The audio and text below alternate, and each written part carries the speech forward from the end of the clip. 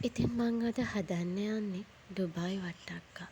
ගොඩක් අය මේවට බටාන කියලත් කියනවා. ඉතින් මං ආසම කෑමක්. මටයි හස්බන්ඩ්ටයි මේ බටාන ගෙඩිය බැඩි. ඉතින් මම එකෙන් භාගයක් මේකට ගන්නවා. ඇතිලයක් අරගෙන මේ බටාන ගෙඩිය පොඩියට කපාගෙන මේ විදිහට දාගන්නවා.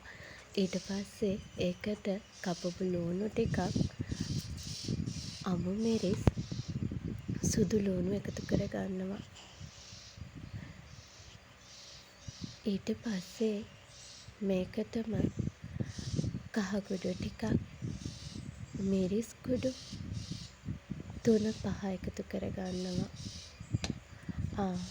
තව ගම්මිරිස් කුඩු ටිකක්, උළු හාල් එකතු කරගන්නවා. තව මම මේකට කුරුඳු කෑල්ලකුත් එකතු කරගත්තා. ඊට පස්සේ මේ ටික වැහෙන ප්‍රමාණයට ලුණු කුඩු ටිකකුත් එකතු කරගෙන ඊට පස්සේ මම වතුර ටිකක් මේකට එකතු කරගන්නවා. මේ විදිහට වතුර එකතු කරගෙන ඊට පස්සේ මම මේක ලිපේ තියාගන්නවා. මේක මෙහෙම ඉදෙනකොට මම මේකට කරපිංචා රම්පෙ එකතු කරගන්නවා. ඊට පස්සේ පොල් ටිකක් ගාගෙන පොල් කිරි ටික පැත්තකින් අයින් කරලා තියෙනවා. පොඩ්ඩක් මම මේක හිඳෙන්න අරිනවා. ඊට පස්සේ මෙහෙම හිඳුනහම මං අර පැත්තකින් අයින් කරගත්තු පොල් කිරි ටික මේකට එකතු කරගන්නවා.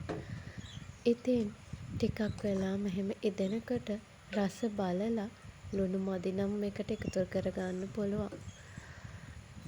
ඉතින් තෙල් වලට අකමැති කෙනෙක් නම් මේ වෙලාවේ ලිප ඕෆ් කරලා මේක කෑමට එකතු කරගන්න පුළුවන්. ඒත් මේක රසවත් වෙන්න මම මේකට තෙල් ටිකක් එකතු කරගන්නවා. කරපිංචා ටිකක්, සුදු ළූණු ටිකක්, රතු ළූණු ටිකක් මම කපාගෙන අයින් කරගත්තා. ඉතින් තාච්චියක් ලිපේ තියලා ඒකට තෙල් ටිකක් දාලා තෙල් ටික රත් වෙද්දි අබ ටිකක් එකතු කරගන්නවා. ඔන්න අබ ටික පුපුරද්දී මම ඒකට සුදු ළූණු එකතු කරගන්නවා. රතු ළූණු මේ ටික යන්තම් බැදීගෙන එනකොට කරපිංචා ටිකක් එකතු කරගන්නවා.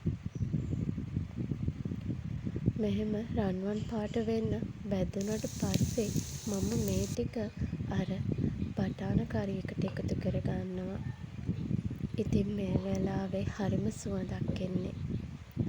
දැන් මේක එක විතරක් බත් ගන්න පුළුවන්. ඉතින් බලන්නකෝ මං හදපු බටාන කරි එක